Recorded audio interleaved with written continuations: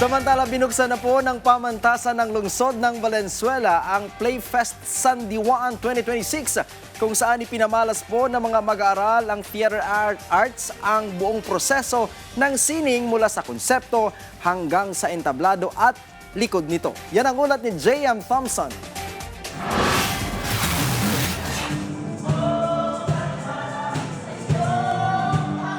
Samot-saring emosyon ang naipakita ng mga mag-aaral na nagpapakadalubhasa sa teatro sining. Humalakhak, umiyak, at nagbigay ng mensaheng tumatalakay sa realidad ng buhay. Sa bawat eksena, naipakita ang kanilang imahinasyon, ideya at kakaibang talento. At sa papalapit na pagtatapos, opisyal nang ibinaba ang telon sa pamantasan ng lungsod ng Valenzuela. Ito ay bahagi ng kanilang pinal na gawain bago sila magtapos sa kanilang kursong Bachelor of Arts in Communication Major in Theater Arts. Ngayong Playfest Sandiwaan 2026, hindi lang nila ipinakita ang kanilang galing sa pag-arte. Sa taong ito, naipamalas din nila ang kanilang kakayahan pagdating sa likod ng entablado.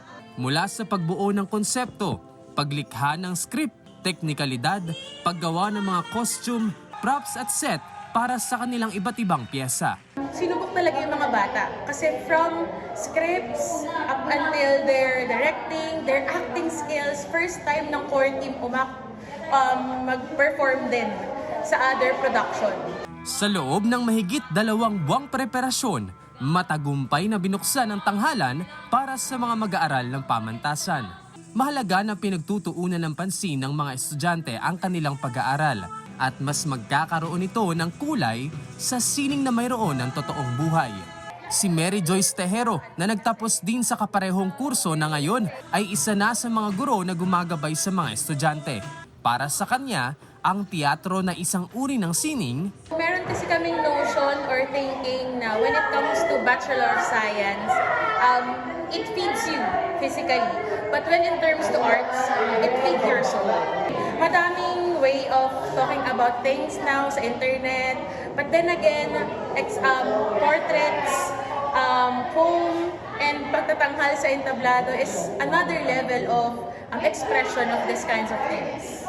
Sa loob ng 11 taon, tumatak na sa puso at diwa ng mga mag-aaral na nakakapanood ng mga pagtatanghal, ang mga aral at karanasang kanilang baon paglabas ng tanghalan. Maraming nakakapanood na gusto rin maging parte ng entablado. Ang nangyayari, napupunlaan sila ng binhi. At yung binhi na yon is umuusbong habang nakakapanood sila ng ganitong klaseng mga pagtatanghal. Hinabi mula sa 4 na taong karanasan, pinanday sa entablado at pinagtibay ng iisang diwa. Patunay na ang sining ay hindi lang aliw, ito'y nagsisilbing ilaw, paggising at pag-asa sa gitna ng realidad. At saan man sila dalhin ng susunod na yugto, mananatili ang kanilang paninindigan para sa sining, para sa bayan.